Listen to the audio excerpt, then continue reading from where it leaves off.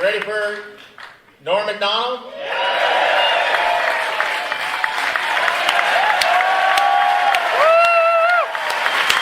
and I started out together in Kent.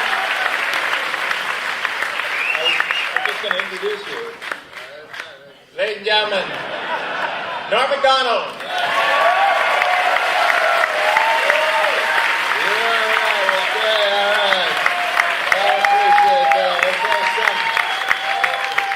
Damn, what the fuck? Well, I'm sorry for swearing, but this is hard to work. I have a job that you only have to know about 3 things, and I know about 1. Listen, guys. What the fuck is this shit? Old lady's gray hair.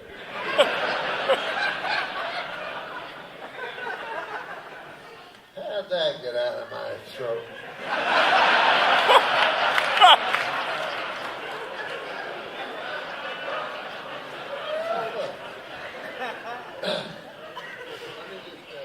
Quite right, yeah. It has to be perfect, you know. And everything. You guys look good. You look down too low, though. I should be down there.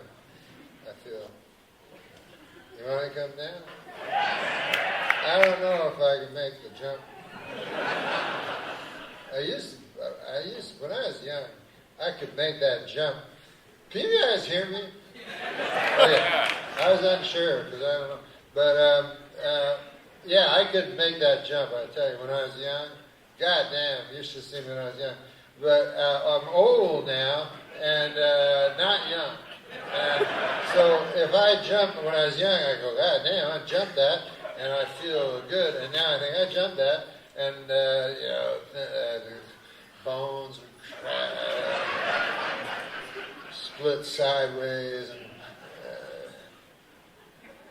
you think about when you're real young. Remember when you were so young that you were like a fucking superhero? Like you're so. When I was young. I was, at one time, I remember a tooth came out, knocked out of my mouth, and another tooth grew in.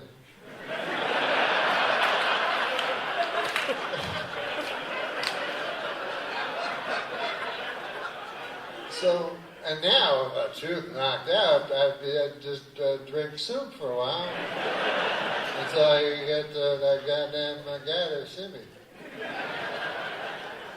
Dentist is a dentist.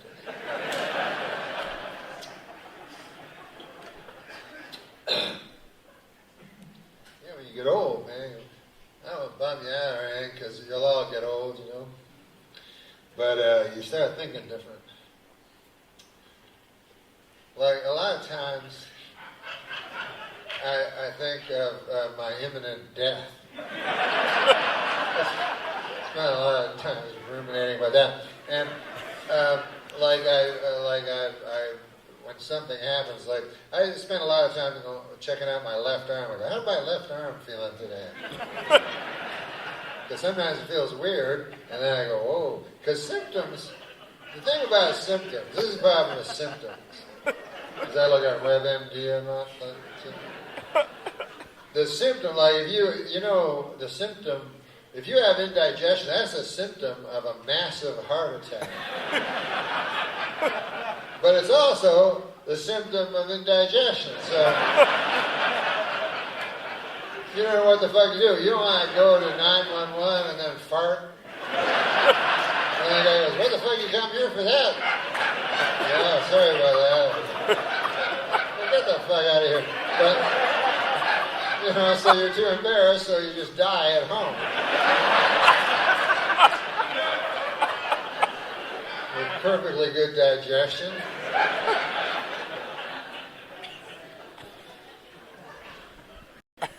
I like casinos. I had a problem for a while gambling. I think I'm over it, but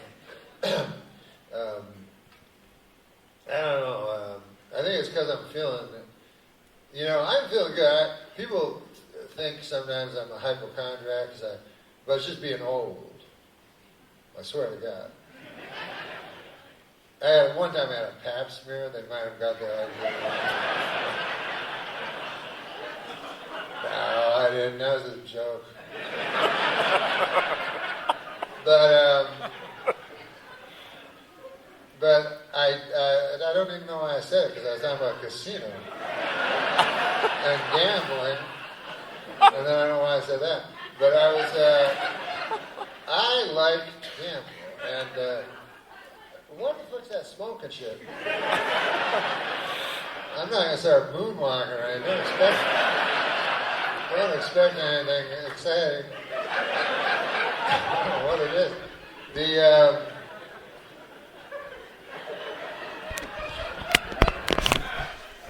Steely Dan will be out there.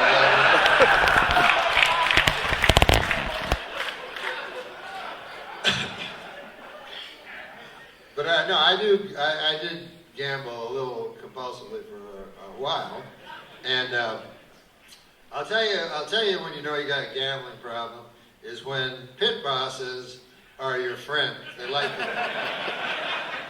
That's never a good sign, because these people do not like, they're not, usually affable fellows. So if suddenly they're your best friend, it means you're a fucking sap. And many times, my best friend has been the pit boss. And he's like, hey, listen, Norm, do you like beef? Can I get you some beef? You enjoy eating meat? And I'm like, yeah. I gave you some free meat, man. Gotta cook it up back there, you can eat it. God damn, you're a nice fella. Yeah, just stay here at the casino and go eat some beef. Anything to keep you inside the casino, they would do, Gotta go, this is my wife, you wanna fuck her? As long as you fuck her in the casino. You can fuck her at that crab table if you want.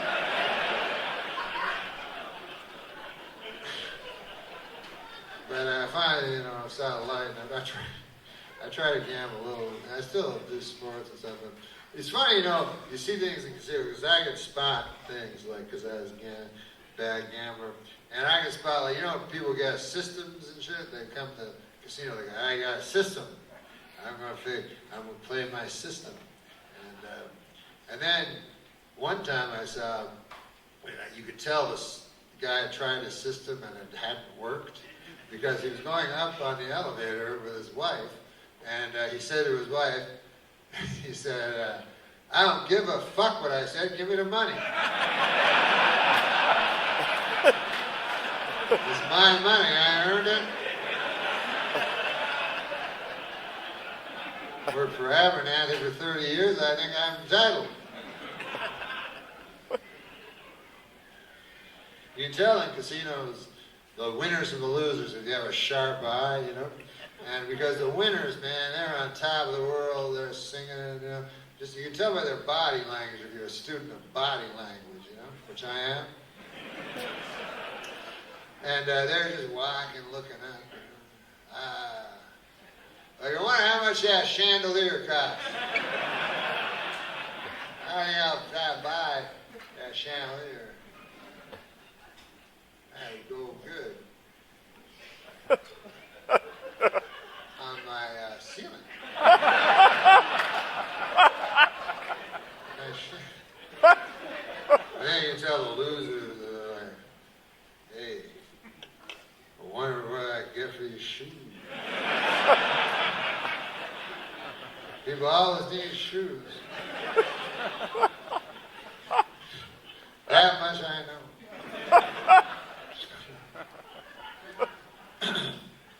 But listen, man, either the world is becoming very progressive and beautiful, or it's going to hell in a handbasket. I can't tell which. But there's this lady, Caitlyn, beautiful lady, Caitlyn Jenner. She's so beautiful. That's why I can't get over how beautiful she is.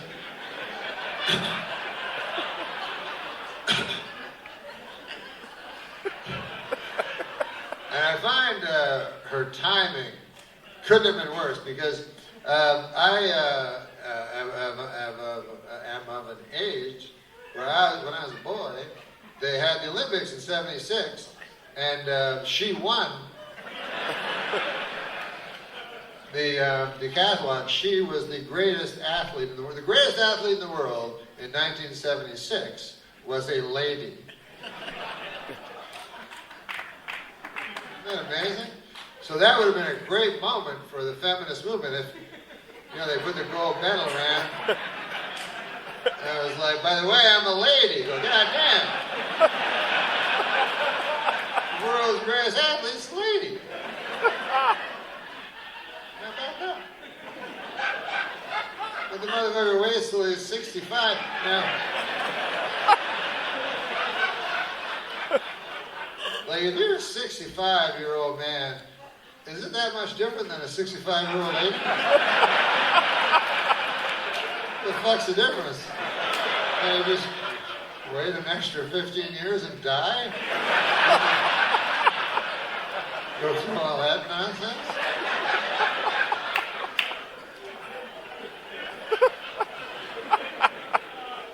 I don't get it. I might become a lady. I was thinking about it. I would only do it under very certain circumstances. But, because one thing I was thinking, I suck at fucking basketball. Men's basketball. But I'll bet you women's basketball, I'd probably be a pretty good, sixth woman off the bench or something.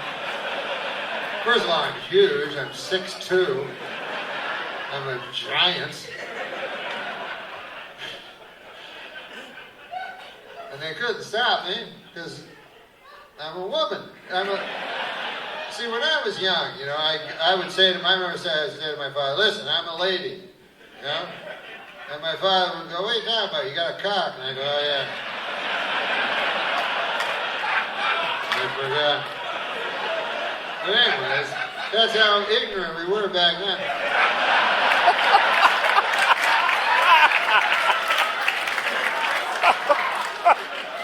We thought back then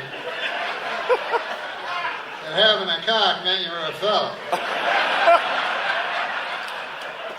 I don't know what the fuck we were thinking. But anyway, it's nice now to have a choice, and I thought of a time when I would have a choice, and here's the thing. Let's say something came from my past, because we all have secrets in our past. And I'm not, listen, I'll tell you a secret from my past. I'm guilty of one real serious crime, many, sins, but one legal crime, which is the crime of manslaughter. A long time ago, and you don't need to know all the details, but the gist of the thing was I slaughtered a man.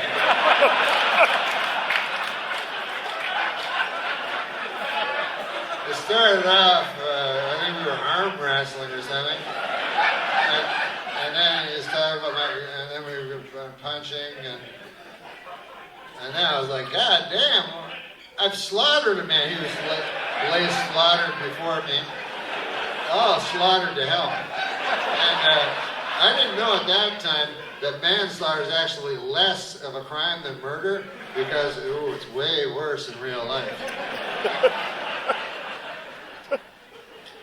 But anyways, should that ever come up, should the way the comic got on stage and outed Cosby, maybe one time a comic will come out on stage and out me. Maybe it'll be me. Maybe I just did it. And they look and you guys go, that's a joke. But then somebody goes, maybe I should look into that. And they go to a certain place and find a slaughtered man, long since slaughtered man, with my DNA all over him on account of I did some stuff to him after. Which I'm not proud of at all. Well, we all made mistakes in our youth, but listen.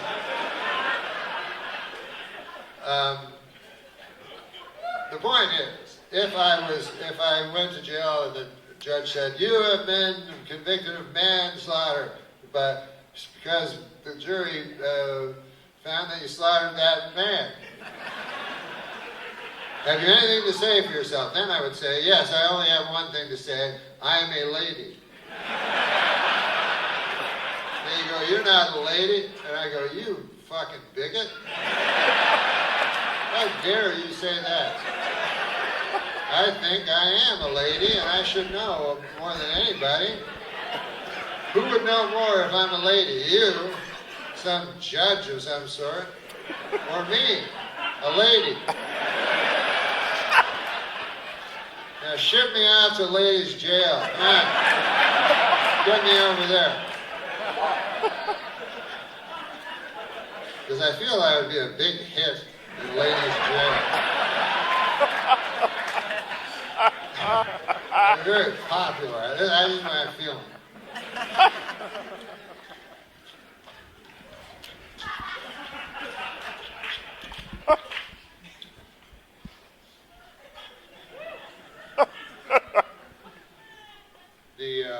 My buddy was there's a girl, she's gonna show me on YouTube. Apparently they have gender reclassification surgery you can watch.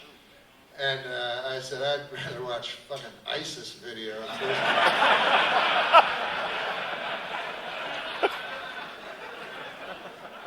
It's in its infancy, that particular procedure.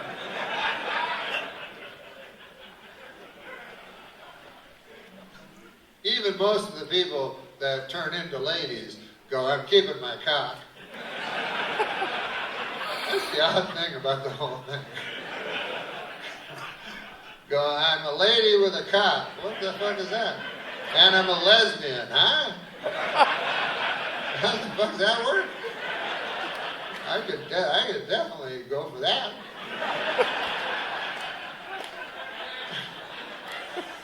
Go, I'm a lady with a cock, lesbian, and then the lesbians, of course, would like you on account of you got a cock. You don't have to go buy one in the store.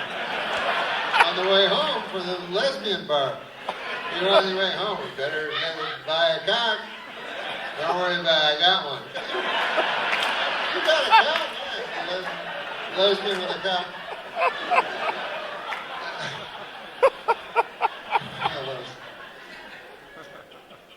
But listen, I don't pretend to understand. Not me, man. Just an old chunk of coal trying to figure out life.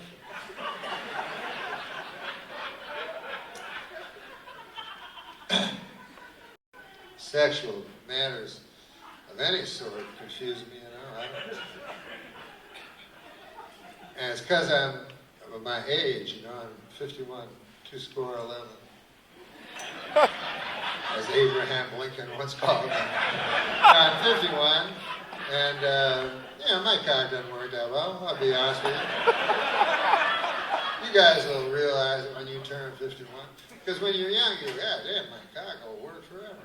And then it doesn't, you're 51, then you're like, what? And then it still works technically, but it's not, the same. You see pornos, it's like the hottest looking girl and everything, and the guy's like hanging out there, doing all this filthy stuff. Then she takes the guy's pants down, his cock's not hard.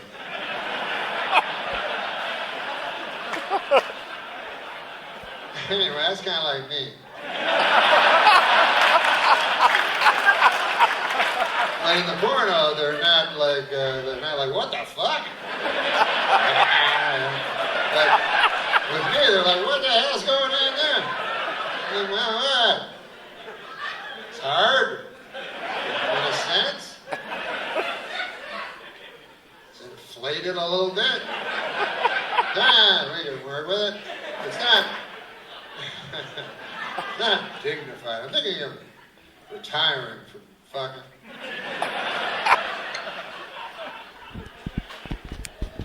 sometimes it gets to the point where you're like, it's all bendy and you're trying to cram it in. You know how to cram. If you're cramming, you're tired. Most of the sex I have with ladies never worked out too good, One thing is, you gotta both like the same things, you know what I mean? You ever be with a lady, she likes something completely different, but she's very pretty, so you go along with it? Like one time I was with a girl, so beautiful, and then she's like, I know what you like. I'm like, how could you? She's like, I can tell by looking at you. I go, what is it that I like? She goes, you like rough sex. I'm like, yeah. Yes, that's true. And then, I don't know if you ever tried that, but holy God. So then I'm wrestling with her and everything. I find it hard enough to maintain an erection during tax time, let alone I got some lady in a headlock or something.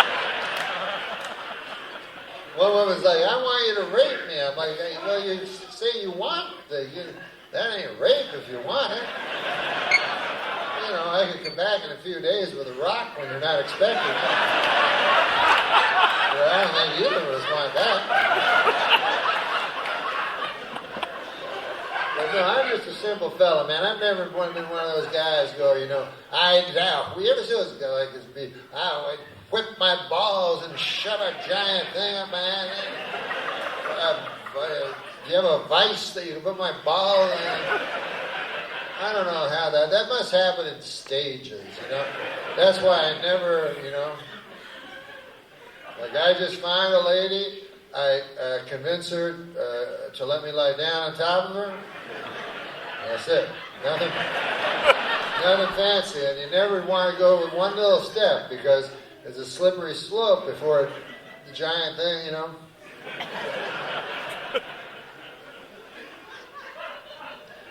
So that's my advice to any of you young people. Just lie on top of them. And if you feel like, because they'll always try to put their finger in your ass, and you're like, oh! I know what this leads to.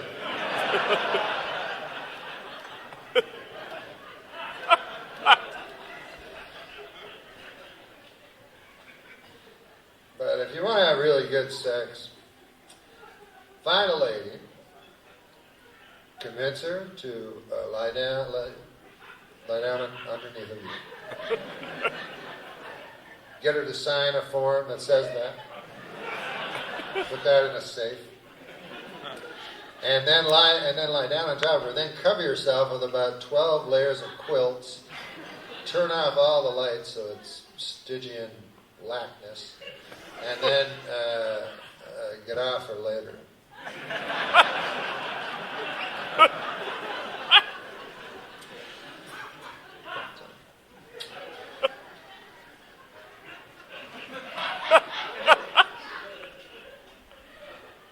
Maybe I'll retire, have a press conference go, yes!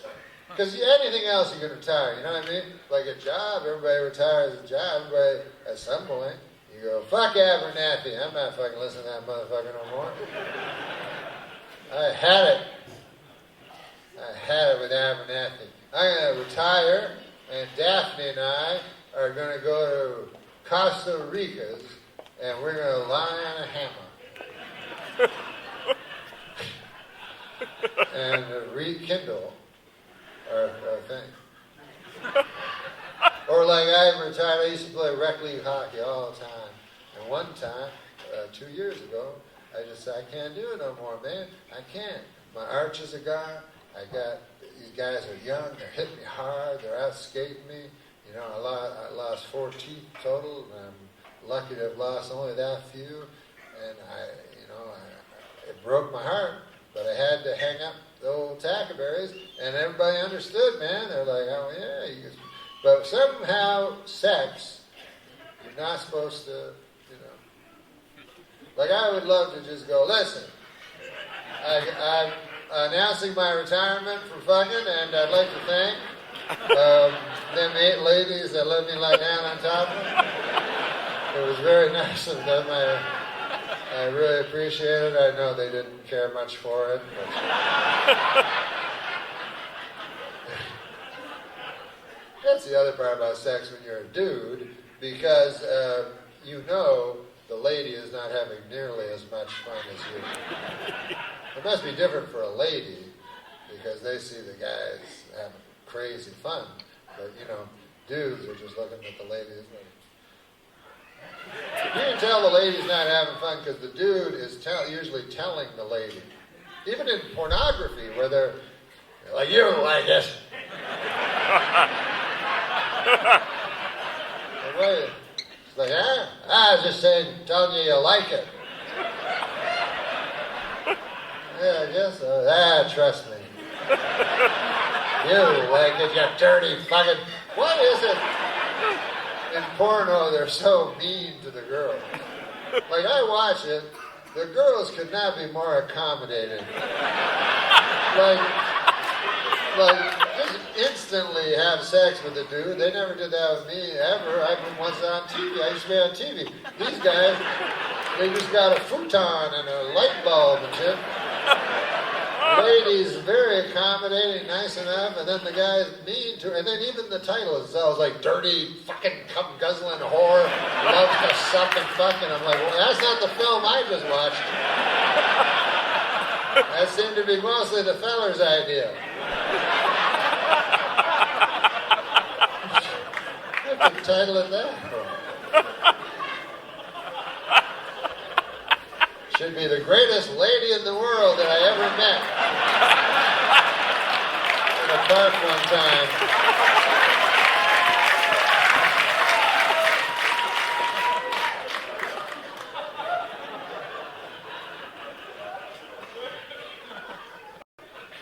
I got desensitized that porno shit because at first, man, you can't watch it enough. You're whacking out 6 times a day and shit. You can't believe people... And they never see the same girl twice. They're like, why is every girl a whore? What happened? What the fuck happened in this world? And then you get desensitized. At first, it's great, but a couple months in, you're desensitized. Nothing works for you anymore. You're just like, what's this? She can only take 8 cocks up her ass. What the fuck? Why'd she get in the business if you're gonna be a prude? I mean, goddamn. I'll find a different thing. I'll find a worse thing a person can do to another person. You become maddened by the entire thing, But I still like whacking out. It takes me a while. Like, I don't go like, I gotta whack off. I feel like whacking off. Instead I go, I wonder if I could make myself feel like whacking off.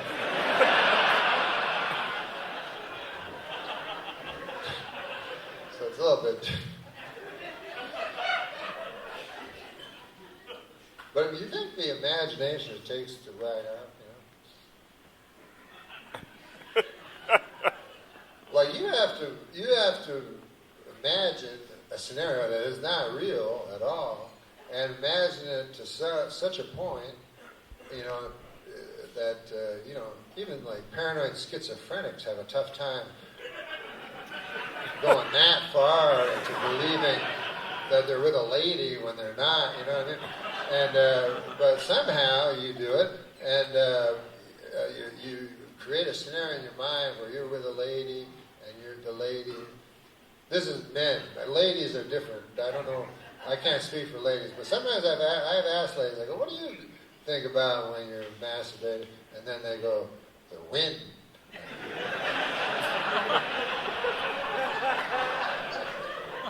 It's very advanced, But for a guy, he has to think of a scenario, in his mind, like, and. Like, I don't have the imagination. Some guys will read, like, Playboy and shit, or Victoria's Secret, something like that. I can't do that, because I don't got the imagination for it. Like, I've tried. I'm like, hey there, lady. I'm mean to them, too. I'm like, listen, why don't you take your underwear off over there? Not over here. I said, oh, you don't want to? All right. Well, that makes sense, I guess. Sorry about asking you to take your info. Pleasure to meet you, buddy. Nice to meet you. I just don't have the imagination. It has to be a lady that I think that would actually have sex with me. Like about 3 blocks from where I live, there's a 7-Eleven, right? The girl works there. You know, she's not the greatest looking lady in the world, you know.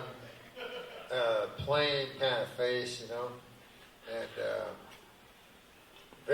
no personality to her at all.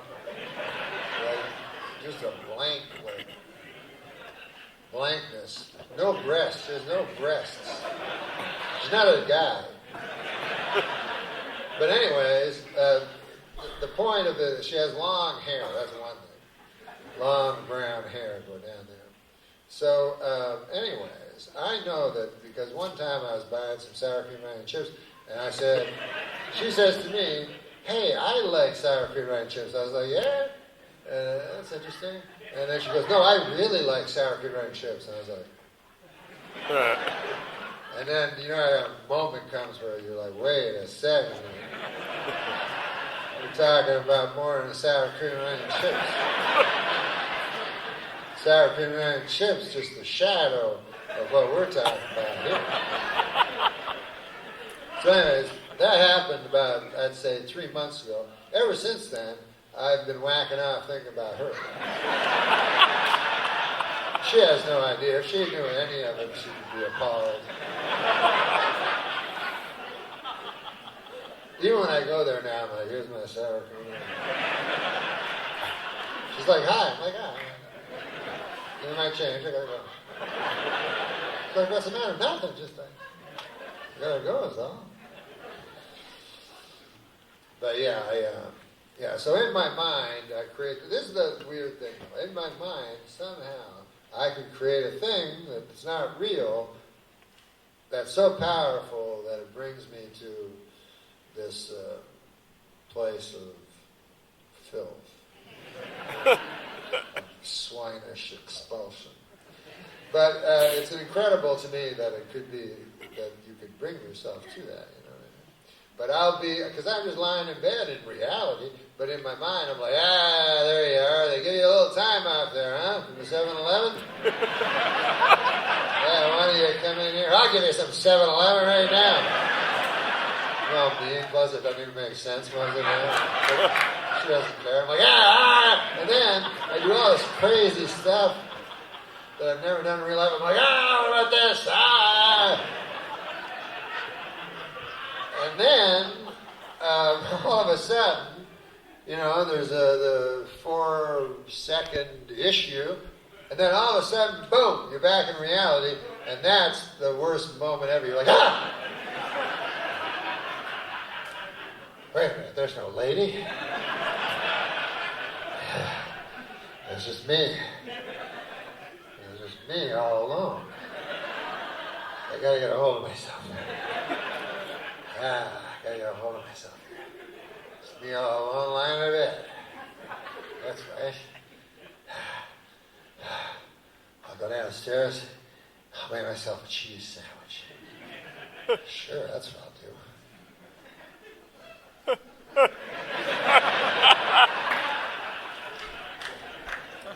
So it's weird having a complete psychic break like that.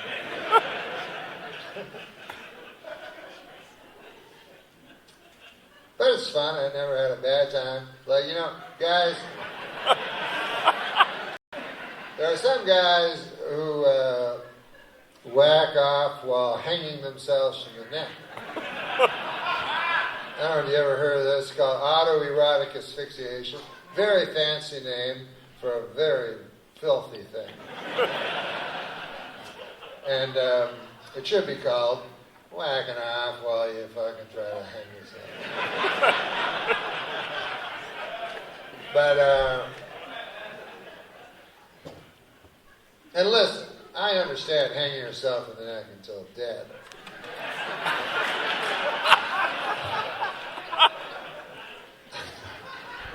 No, I do, because I've had people. But you know, when someone kills themselves, people always go, I don't understand that. I don't understand how anybody can do that. And I go, you don't? Where you live, a fucking cotton candy house or something? Don't you live in life? Where all these bad things all have happened? Don't understand it at all. So I understand that. But I don't understand just for whacking off. I mean, you know? And I understand the reason. Like they said, apparently if you, it cuts off your oxygen supply, so it makes your orgasm that you have something like, I think it's 1.5 times as powerful as the orgasm that you had last Thursday. So I can understand that, but in my mind, there's bigger problems in the fucking world. You know, I don't want to get all Bill Maher on you and shit, but what about the forest where, you know, it's raining and all that? Isn't that more important than how bad whacking off? Personally, I don't think whacking off is that bad. I think it's good. It's one of the few things in all my life that hasn't, let me down. I've never whacked off and go, God damn, that was tedious. That was getting a little dull. I gotta get a rope or some shit. I go down to the rope store, get me a rope. Then I'll go down to the rickety stool store. I get a rickety stool. And I'll have one of them orgasms. That's 3/2 times more stronger than the one I had 4 days thence. Here's the thing. And I know Kung Fu did it and stuff, and I'm not trying to say, I'm not up here saying I'm smarter than Kung Fu. But just maybe there's one case. But here's the problem. Because if you do that, and then it accidentally kill you, then they think you kill, and you're like, and then they find you. I don't know. Look, nobody knows what happens after you die, No one. People can claim they do, but no one really knows. It's a question that's plagued mankind since the dawn of time. But I do know what happens right after you die, and that is you are found.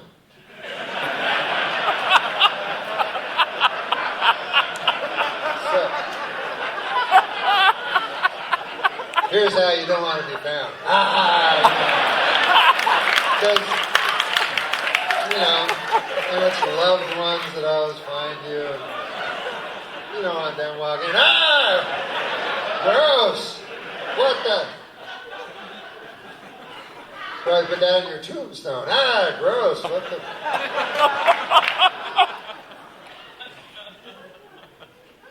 Does that, let's say it's your son, find you like that? God, is that worth the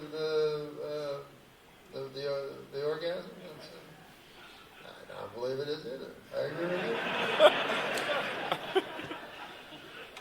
you. People think, sometimes I think people think that if they're good parents, their child will remember them as good. But that's not true. Because children don't, like memory don't work like a movie, like a motion picture. You don't remember much, You just remember like little snapshots of, So you're not going to go, I remember my dad. Yeah, I remember when I was 5. He took me to Disneyland, and it was hot, man. It was 90, and he stood with me in line for 2 hours to get Mickey Mouse autograph in the killing heat. And he knew it wasn't Mickey Mouse. He knew it was some college fucking kid. But he waited because he loved me. And I remember he had two jobs. He didn't have much. And I remember he come one time into my bedroom. It was late at night, and he was working a second job, driving a hack, and he come in my bedroom, and I was awake. I pretended to be asleep, but I was awake. I heard him come in, and he'd come up to me and he kissed me on the bridge of my nose, on the lower of my forehead, and then the next day I woke up, and he was gone because he had to go to his other job because he worked two jobs, so that all they remember is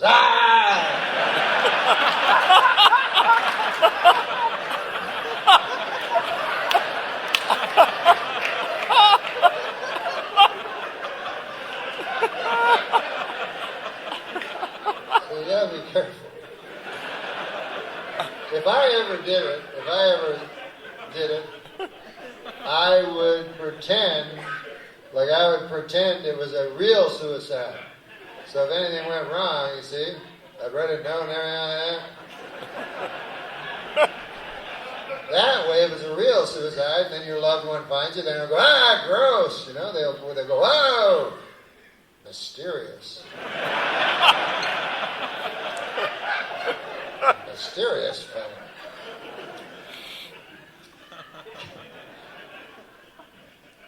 I would never tell you to hang yourself in the neck until dead or anything like that. But you know how people always go, I want to be remembered? That you will be remembered for.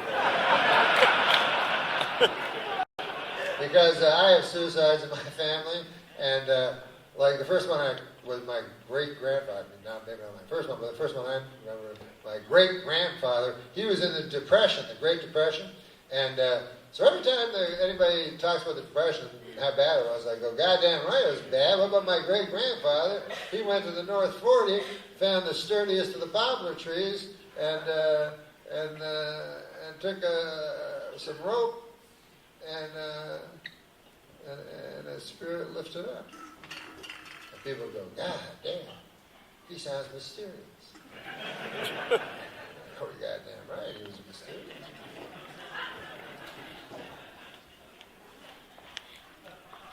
But like if you go, hey man, my Aunt Ruth, I got to tell you about her. She died of congestive heart failure. People go, don't tell that story no more. Not a good story. She sounds unmysterious, your Aunt Ruth. Was she a unmysterious lady? Yeah, pretty well. She was sort of markedly unmysterious. I never really put my finger on it until you said it in that way, but she was very unmysterious. I don't know what I would write in my suicide note. On account of I've been very lucky in my life. I've been blessed with friends, and you know, God has given me much more than He's taken from me.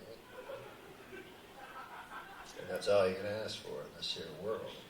But so I know, you know, who I wouldn't have anybody's plan, you know. But what if, as a practical joke, you just like, you know, blame your barber or something? I don't know if that's a good idea. But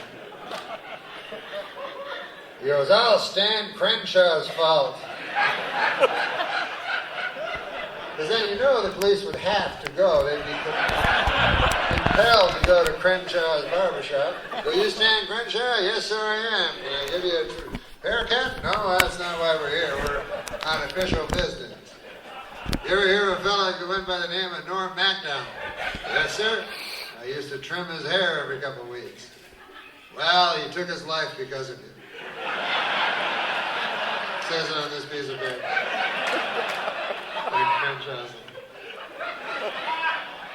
The rest of his life spent Crenshaw's retracing the life that he's had up to that moment of his life where he begins a reflection. No, that's not a good practical joke. I would say that ranks as one of the worst practical jokes. That's a kind of practical joke. Get raped by the devil for all time.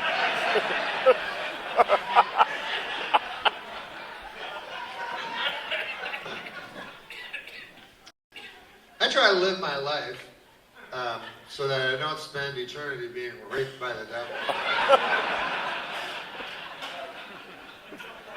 So I try to be good as I can be, you know. You can't be that good without the grace. You can't be good at all. But,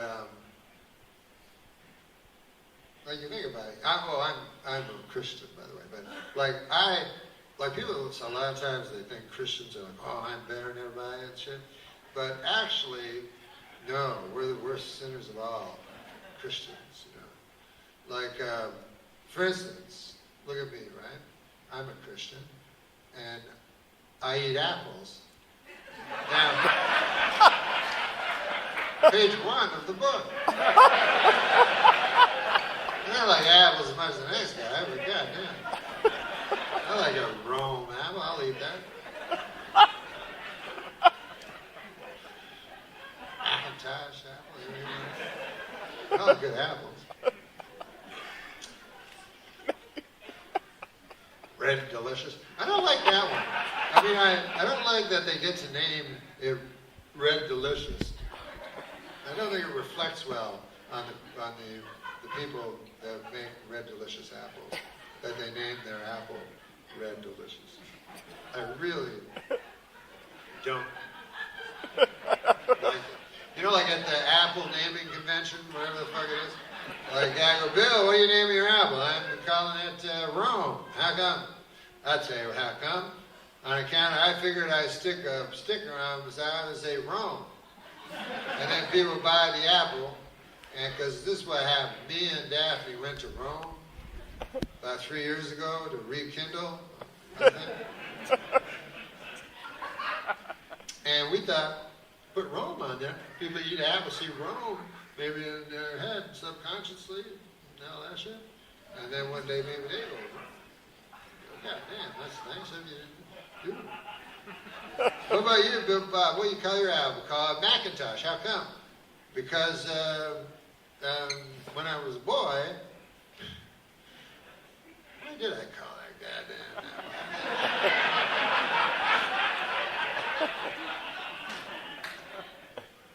When I was a boy, my neighbor, old Hugh Mackintosh, you know, he walked this earth like all of us, and he had his hopes and dreams, but that's all they ever were. It was as if he never left a footprint, you know. I'd see him walk, and his head would always be downcast, you know. When I said to him, "You, why are you always looking down?" He said, "I find a lot of stuff looking down, more than you'd think. Found coins. In my life, I have found over $600 in different coins, dollar bills, different denominations. Found pocket watches and necklaces and all manner of jewelry. But I must admit that I didn't see the clouds and the firmament above, and the sun breaking through it. I didn't see the moon at night, the beneficent moon. I missed that. Never had a family. I was at his deathbed, Hugh. No family. And I remember saying to him, I remember asking him, I said, "Hugh, do you have any regrets?" And he said, "Only."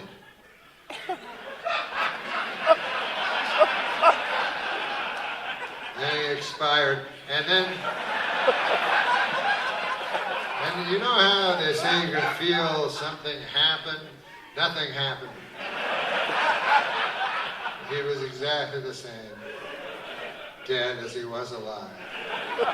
So anyway, I thought I'd name my apple Mac so that people would know that there was a man named Hugh Mackintosh who won one day lived, as we all do, and watched this whirling cinder we choose to call Earth. What about you, Sam? What are you calling yours? I think I'm Red Delicious. What the fuck? You don't get to call it Red Delicious. I already did. What do you mean? It's already in the store. I got to put Red Delicious. I put a sticker on it. You motherfucker. You can't do that. Why not? Your names are good too. What's wrong? I'll tell you what's wrong with it. You know what's wrong with it. Our apples are also red. Never occurred to you that maybe people would just infer that our apples were not delicious? Never occurred to you, huh? Fuck me? How about fuck you? I was the guy trying to get kicked off the apple board last year. I may as well tell him I am, fucking guy.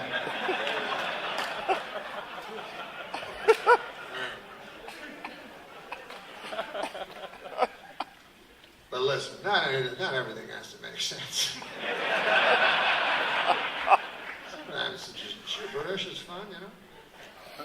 Just incoherent words put together, rambling sort of a way.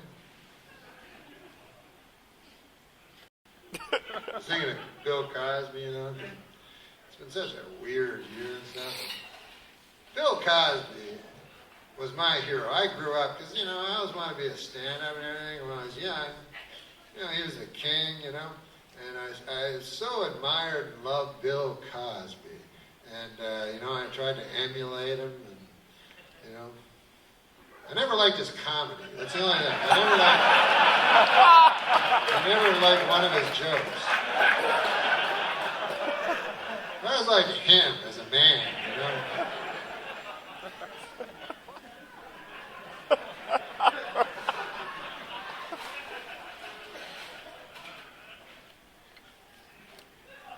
My buddy, he was saying, you know, the worst thing about Cosby was the hypocrisy. He was a hypocrite. I said, I don't think that was the worst.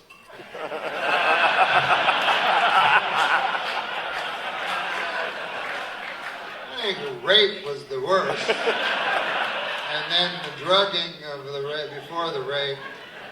And then thinking of the thing of drugging and then raping. And then finding some dude to give you some drug that would make you rape a lot of things until you get down to the hypocrisy. As a matter of fact, probably, when you think about it, probably most rapists are hypocrites. It's not like them running around going, I love raping. At least I'm honest about it.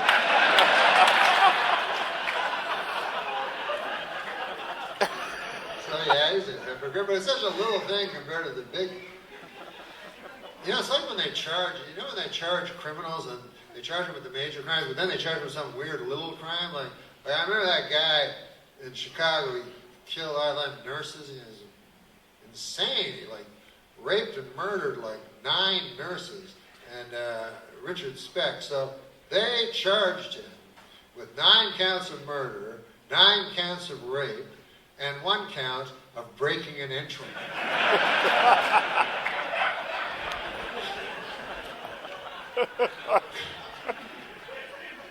So then the defense is like, I tell you that door was open. And we're like, all right. He's innocent on that one.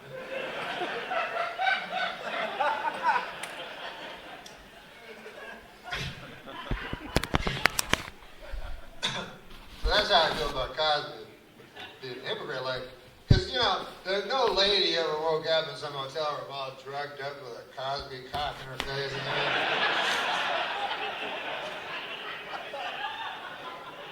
Go, hypocrisy! Please help, come to room 1308. Say, man, there's an act of hypocrisy being performed by a man in my room.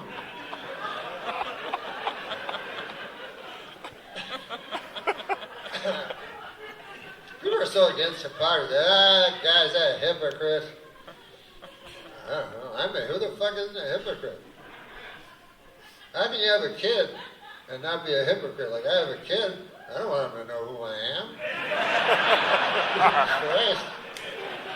Thank God my father never told me who he really was. I get to still love him, right?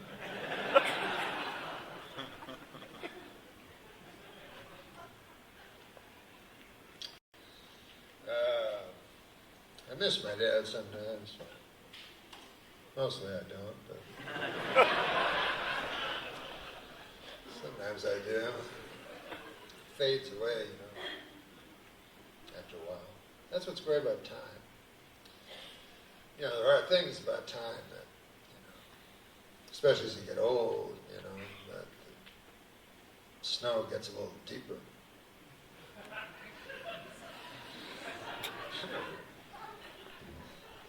Steps get a mite steeper.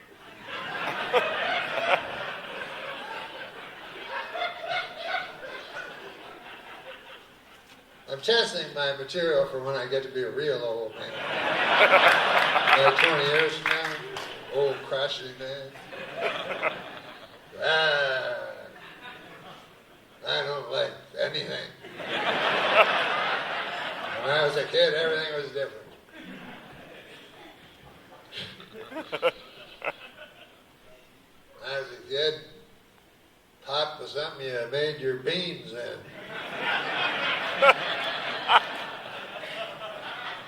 Hash was something you ate for breakfast with your egg down at the diner.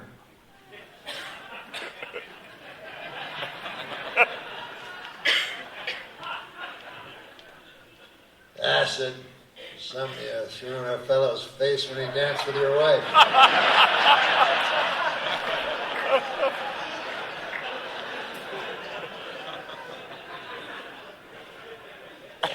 Ecstasy. It's just a feeling you had. It suffused your viscera with excitement when you threw that acid in that fellow's face. He had it coming, he was dancing with my wife.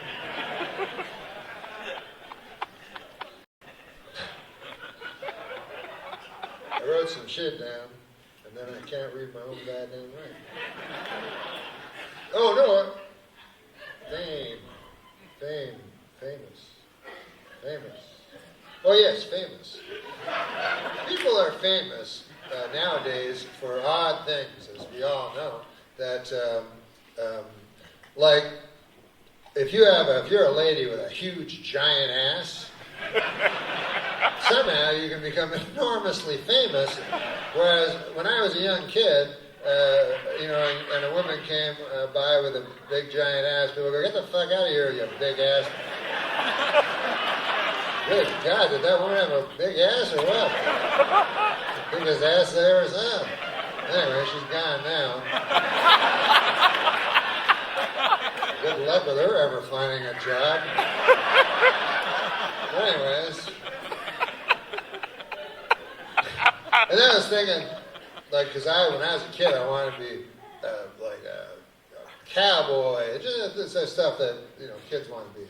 Fireman, cowboy. I found out cowboys. It made me sad because that's what I wanted to be the most. But there's not really cowboys. There's cowboys like that. There's ranch hands. That's what as close as you can get. But there's not cowboys who you don't get to shoot bad other people. They don't allow that anymore, even if you have the costume. Not allowed to shoot people, kill them. That was one of my dreams, gone. Burned asunder. Another was to be an astronaut. These are all just things children dream of, But anyways, I was looking I'm very, into astronauts. So I was looking at Wikipedia. I love Wikipedia. You ever read that? Oh my God, it's a great thing because it makes everybody as smart as everybody else. That's what I like. Because I don't know shit. I didn't go to school, I didn't go to school. But still, You know, if a guy comes to me and goes, hey, Norm, you know anything about astrophysics? I go, give me 10 minutes. I'll just go in the other room.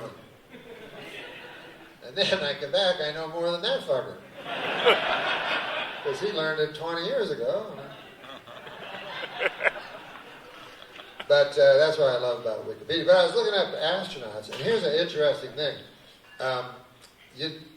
So many people went to the moon. 13 people went to the moon. I had no idea. I was so shocked by that statistic.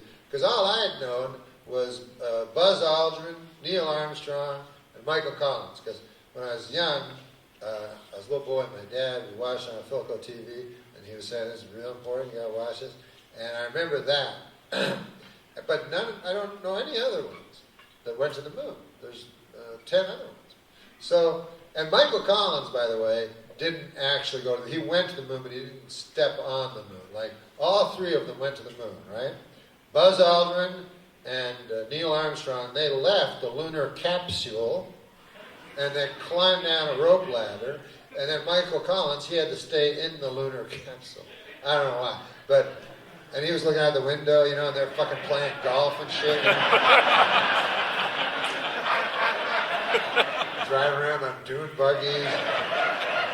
Having a grand old time on the moon. And then they finally went back to the lunar capsule. And, you know, they were probably nice people. They probably didn't want to make, you know, Mike feel bad, you know. So Mike was like, hey guys, what was it like on the moon? Was it cool and everything? Yeah. It was okay. There's no Earth or anything, you know. I prefer the lunar capsule. If you want the real truth. What about you, Buzz? Buzz likes the lunar capsule. And I would bet about $1 trillion that at some point Michael Collins said, hey, what about if I went down the rope ladder for 10 seconds and then just stood on the moon? And they're like, no. Why not? No, I don't know why not.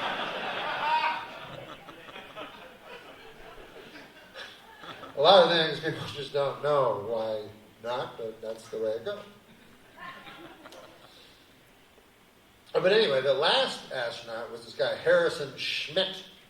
And so he has a special place because he was the last man to walk on the moon. Now, I'm sure that he thought he was going to be famous. But, you know, none of us know the name Harrison Schmitt. We know now because, you know, I'm telling you, I'm spreading the word, you know, as much as I can, for old Harrison Schmitt. But I'm sure when he was on his way to the moon, he was like, God damn, it's going to be different for old Harrison Schmitt. People ain't going to be making fun of me no more.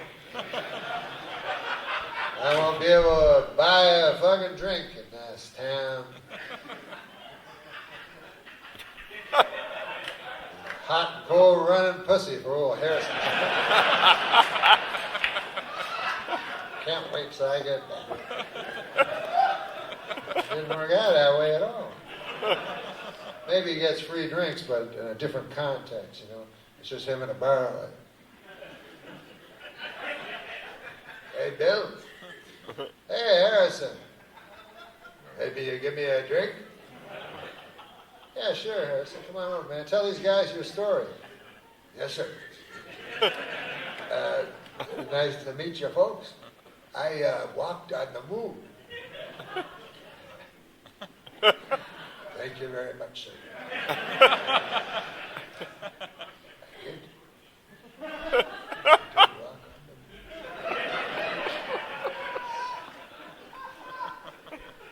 It's a true fact. Poor old Harrison Schmitt. And he looks up at the mirror, girl with a big fat ass.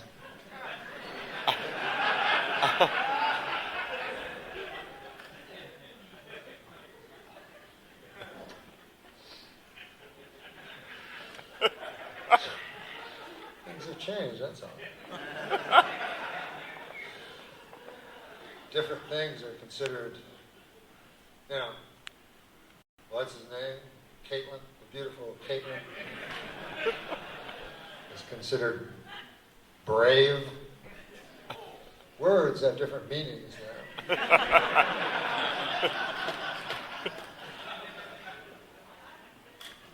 Heroic has a different meaning. You know, people always go, man, you know what? You know what the real heroes are? Whenever they ask you that question, the answer is never the real heroes. It's all some fucking other thing. They never go, you know what the real heroes are? The soldiers. It's never that. So I was like, you know what the real heroes are? The teachers. You go, what the fuck are you talking about? Not the firemen or nothing? No. They're the heroes that everybody thinks are heroes. The firemen, the policemen, yeah. But no, it's teachers.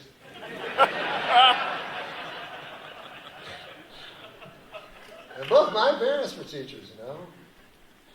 My mom is still with us, and my dad is not. But they were both teachers, and both very nice folk, you know. But nothing heroic about them at all. No. To me, the most heroic job in the world is volunteer fireman. You ever hear of that job? The volunteer fireman. Because think of that job. Volunteer fireman. It combines incredible danger with complete absence of pay. Like a guy runs into a burning building, grabs a kid, here you go, kid. Ooh, goddamn, I'm hungry. I haven't had a meal in a couple of days. Huh? What's that? Oh, you forgot your cat. Oh, okay, I'll be right back. And then a big beam hits the guy, and some orange sparkly stuff comes out of it. And he gets the cat. It's like, here you go. Oh. My stomach is kind of bulging. They say after you haven't eaten for a while, counterintuitively, the stomach gets bigger. Huh? What's that? Oh, your teddy bear. Yeah, no, I'll go back. Listen, you think you could try to scrounge up a sandwich? Ask somebody if they got a sandwich around. Maybe your parents. Tell your parents that I saved you. And then maybe they'd make me a nice sandwich. That to me is a hero. A teacher. Can't agree with that one. Because, and I know where I'm talking about, because I had a lot of teachers. I used to be a student a long time ago. So I know teachers. I've seen them. I've met many. But not once, not ever, did I go, hey, listen, Barney, I was just thinking. I was looking at old man Hendrickson up there at the chalkboard. See how he's erasing the chalk? He's writing shit with the chalk, and now he's erasing it. He's kind of a hero in a way.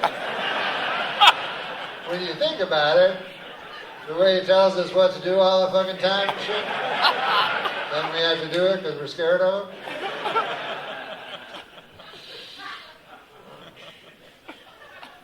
Seems like kind of an easy job to me, personally. Like, how many jobs are there where you're 10 times bigger than everyone you work with? That's a nice perk.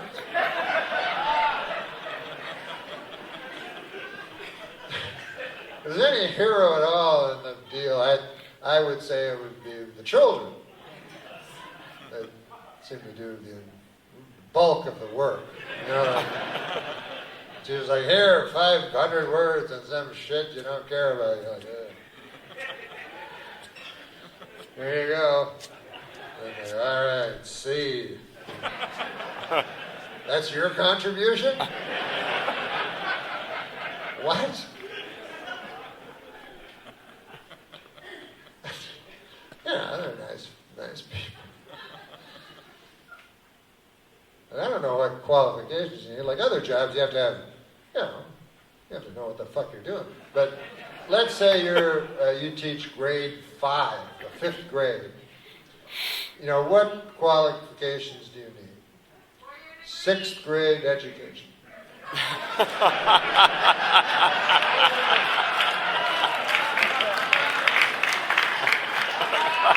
Anything more than that, like what you were saying, overqualified. You're not going to know what the fuck you're talking about. 4 years? That's what it takes? Some of the children will be smaller than others. Like, how many years would it take? Then you give them the book. Don't fuck them. Only a few things you have to know.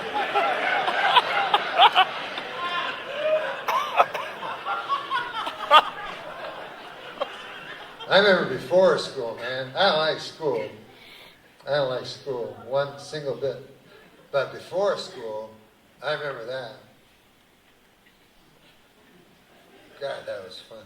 I remember, man, everybody was different. That's what I remember. All of my friends were different from each other. And then I went to school, and then pretty well, everybody was the same. I said, what the fuck happened?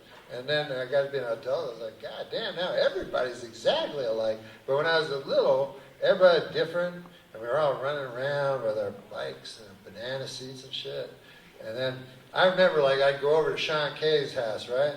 And I'd knock on his door. I'd go, hey, Sean, I got a stick. And he'd go, you got a stick? Yeah. And then we'd go out, and that'd be the day, you know? The most fun ever. And then I remember my mom dragging me to school one day. I was crying and everything, and then they threw me in a class. And they're like, this is your desk. I'm like, books. And I'm like, didn't understand it at all. I remember my first weekend, I'm like, finally, yeah, I can get out of this motherfucker. And then the teacher's like, here's some homework, problems that you have to solve, problems. And I was like, listen, teacher, I think there's a mistake. I'm 5 years old, and I got no problems. That's the greatest thing about being 5. Don't got a care in the world. Don't got a problem at all. I will later on when I get to be your age, but now I got no problem. Then the teacher goes, well, you got some fucking problems now. You got a whole book of them, and you got to solve them. And by the way, these problems have all been solved thousands of years ago, but you have to solve them.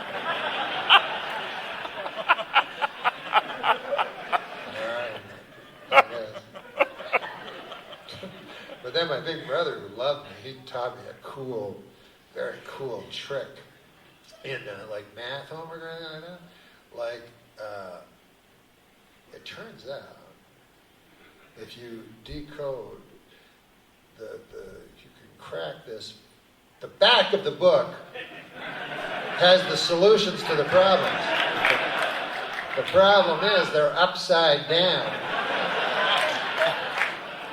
But once you know that, then the math homework becomes a lot easier. Like, oh, I finished my math homework. You know, it took 30 seconds. Yep.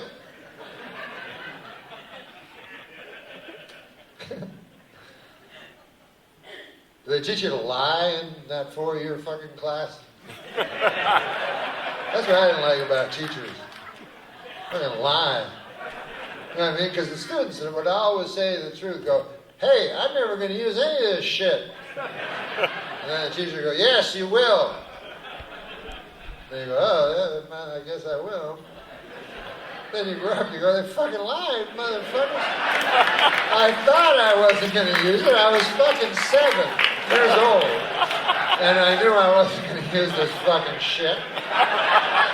I knew I wouldn't have a protractor in my fucking house. I knew it.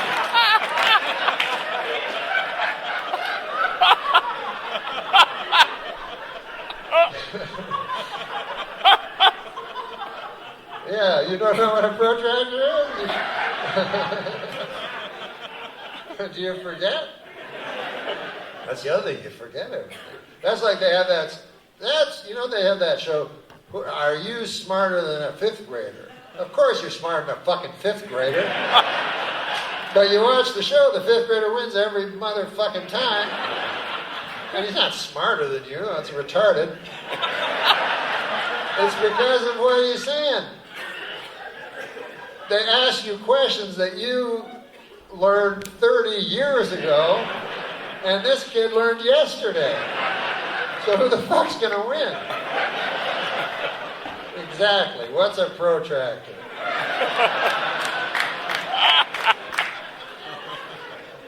If I'd known at the time, it would have been a fucking weapon.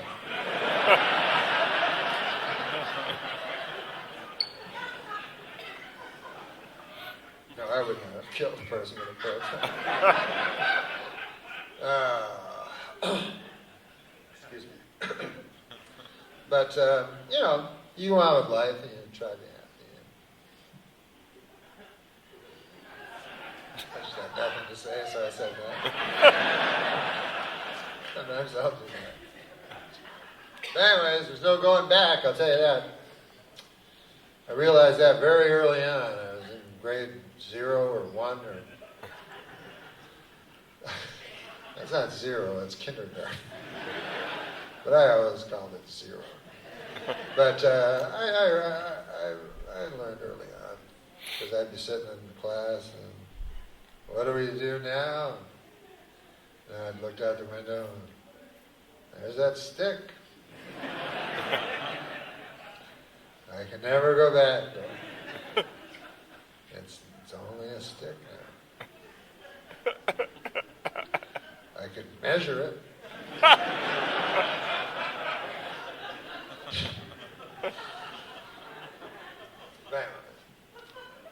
Enough sadness. It's not sad, it's just life.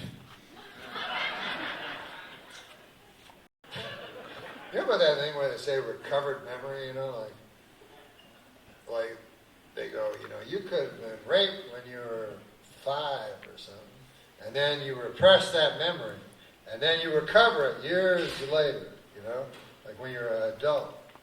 And it's a memory that it happened. And it's always like a violent, sexual memory, It's never a nice memory, It's never like, hey, goddamn, I forgot I ate a lot of pumpkin pie. It's always a horrific fucking thing where your uncle fucked you in the ass. So, what I don't like about it, I don't like that repressed memory shit. And then this is why, because I can tell you, and I believe it, that I've never been fucked in the ass for years at a time. However, I can't tell you with any assurance at all, because maybe I just forgot.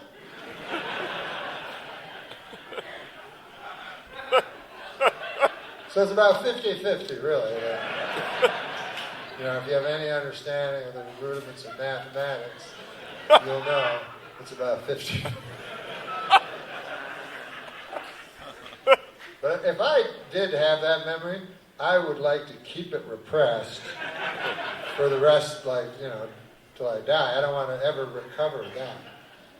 I don't want to be walking down the street with my friend to the cheese sandwich store and go, hey, listen, what are you going to get? Cheese sandwich. Yeah, me too. Let's walk there. Doodly-doo, doodly-doo, doodly-doodly. Ho! Whoa! And my friend, whoa, what happened? Nothing.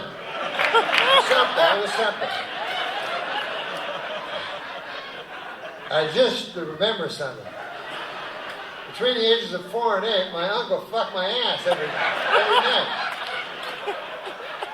All right. I'm going to go live my life now. See how that works out.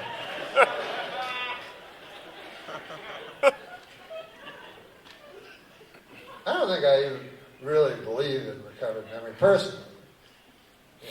Could be true. But I feel that if I got raped by my uncle for 4 or 5 years, that it wouldn't slip my mind. I would remember it. I think it's all I would remember. I think I would repress every memory but that one. You know what I mean? Like people go, remember when we watched Old Yeller? I never seen that movie. Yeah, when we were kids. Remember we watched like 5 times. I never seen the movie, never even heard of it. I don't know what you're talking about. What is your favorite movie? You know what I was talking about? I'm telling you, I had never heard of the movie. What about Protractor? I don't know what they tied. I remember my uncle's giant cock.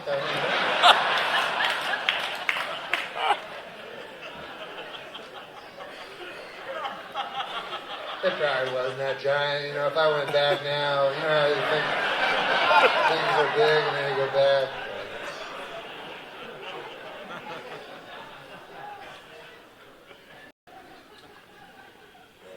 Nah, man, you can't do stuff like that to people. Yeah, you know?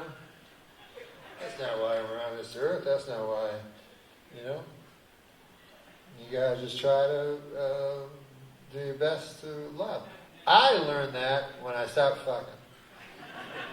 Once my cock stopped working, I learned about love because, you know, really, you know, that's all we got, you know. That's all there is. All the rest of the stuff is just like, you know, stuff we think will make us happy, you know what I mean? You go, I could buy that hat.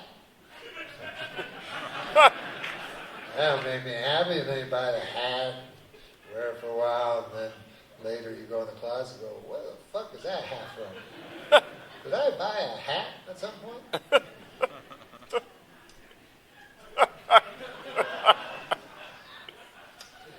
So we all know, you know, it's not, no, we're not stupid. We know that there's only love, and that's all there is, and that's all there ever will be, and that's all we're capable of, and we're not even capable of that usually, you know.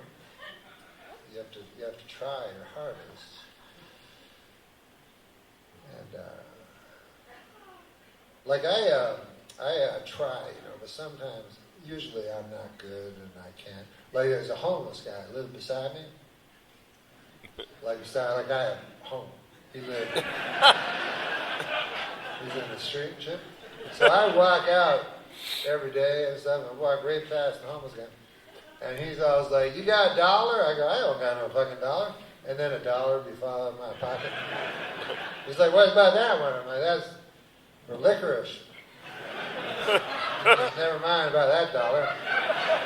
And then I go to the liquor store, come back, and then he's still there. He goes, you got any licorice or $1 or anything? I go, I got nothing, motherfucker.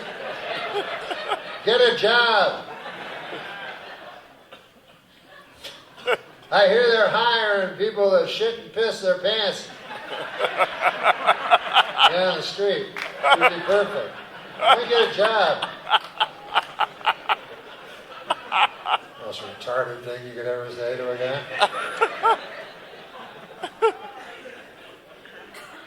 I'm not going to give you any money, just buy a crack with it. Like, since when do you get to choose what a motherfucker does with his money? You give the guy the money, it's his money. He can do whatever the fuck he wants with it. You don't get to follow him around. Because, can I buy this beefaroni? No. Maybe? What do you think?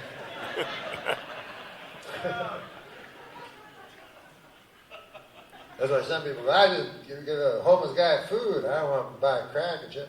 But I tried that before. You ever try to give a homeless guy food? You don't want your fucking food. You go, here, homeless guy, sandwich. I don't want a sandwich. You eat the fucking sandwich. I live on the cement, pavement, my pillow. Sandwich ain't gonna help. You know what would help? Would be some crack. Because then I could forget that I'm in the fucked up my whole life. Be happy. I could be happy. You see what I'm saying? Sandwich ain't gonna make me happy. So anyways, I don't know where you buy crack, but I'd like to get some and just give it to homeless people. Go, here's some crack. Do you like crack? I go, God damn, are you God?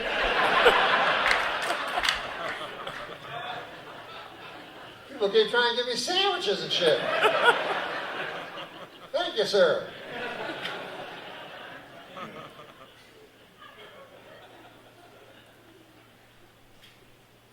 So, try.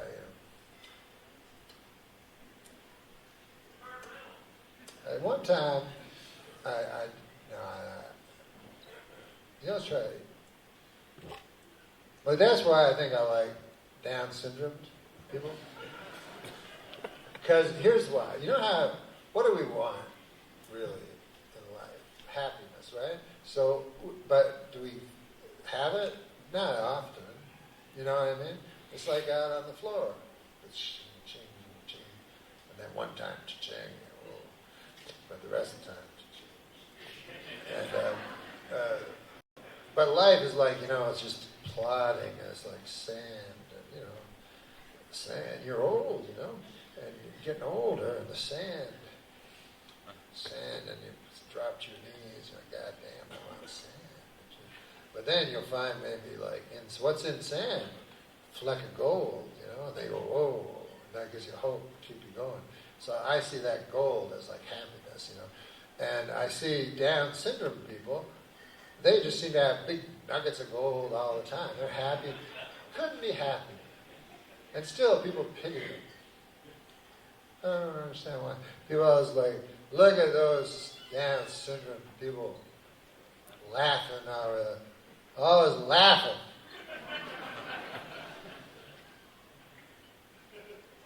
There's no cure for it. They'll probably die happy.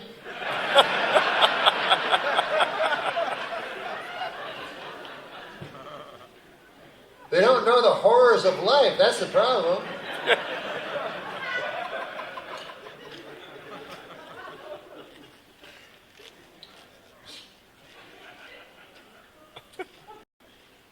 So just try to love, When you think about it, sometimes you think love is real hard. I'm not talking about scripture where they go, love your enemy, because, that takes, I don't know how you do that. It got to be chopped, he's got to say, so you can hold your head up, chip, and then you're like, you seem like a nice fellow. Nobody's like that, I don't think. But then when you think about it, you go, I can't love everybody. How could I love everybody? But then you look at a dog. A dog loves everyone. A dog, all it is love. It's just like fur and then love. And that's all it is. So, if a dog could be like that, for goodness sakes, That's why I never understand people who say, I don't like dogs. You go, what? Yeah, they're always loving me and everything. I don't care much for that. Because my dog, Tater, God damn, he loves me. You don't know anything about what I've done. He doesn't care. I wake up, he's right there kissing me. Hey, man, I was waiting for you to wake up. I love you. I'm like, hey, Tater. He's like, I love you so much. I'm like, I love you too, Tater. You're the greatest, man. That's wrestling shit. You got your bone? God damn, you love bones, don't you? No, you love more than a bone. I'll throw the bone, you bring it back. Ah, you're kissing me again. I'll kiss you too. Ah, you're the greatest. Get the fuck away. God damn, man, I got shit to do. Stand over there. And Tater just stands there. He's like, okay, man, I'll stand here and watch you until you say something again to me, and then I'll run over and love you again, okay? Yes, that's okay. That's fine.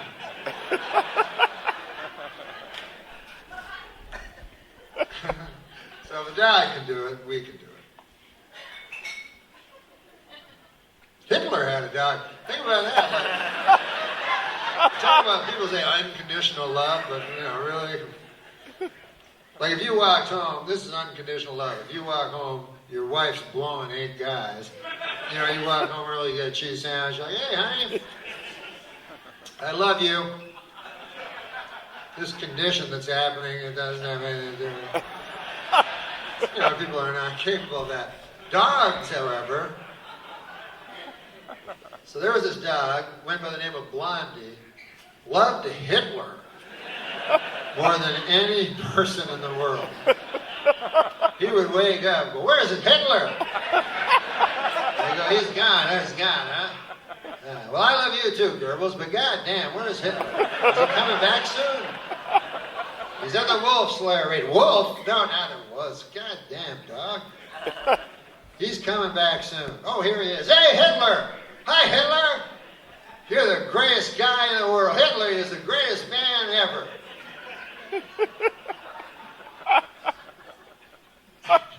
That'd be bad if one of you motherfuckers just taped that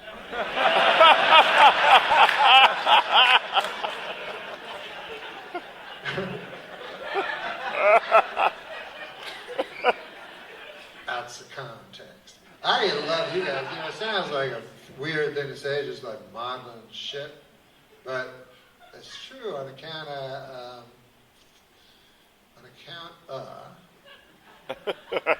you came out and stuff, and you're all nice, and I don't know. I just love talking to you guys and stuff, and then because I don't know if you've noticed, but a motherfucker's been shining a light on me. Like in stand-up when they want you to get off, a big fucking light comes on. So that happened about a half hour ago.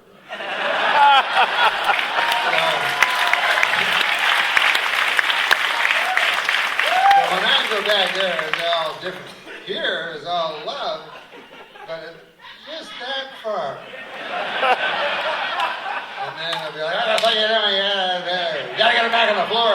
You gotta get the dukes back on the floor. That's what they call you guys back there.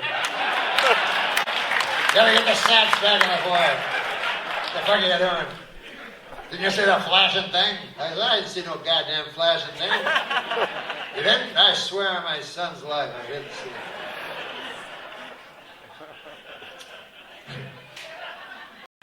Hey, speaking of my son, I'm going to leave you. This is what I'm going to leave you with. My father's favorite joke, he's gone, and my son's favorite joke, he's not gone.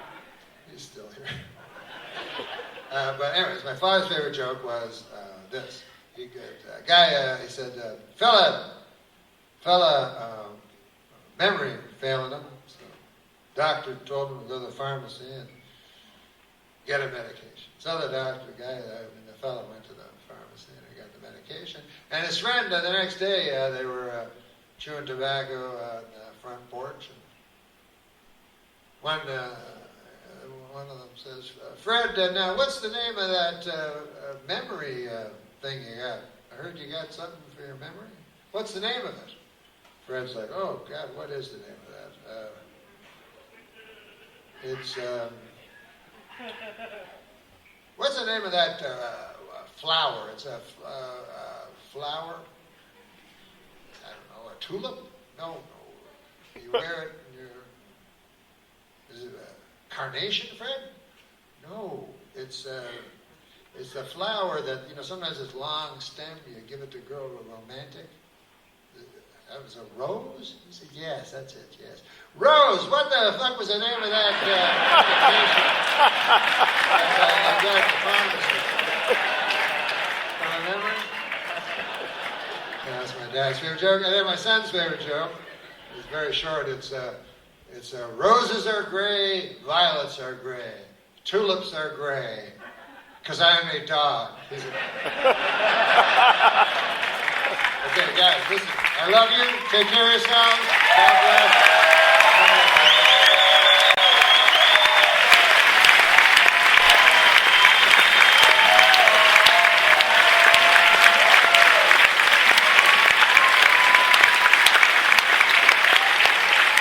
Keep it going for Norman.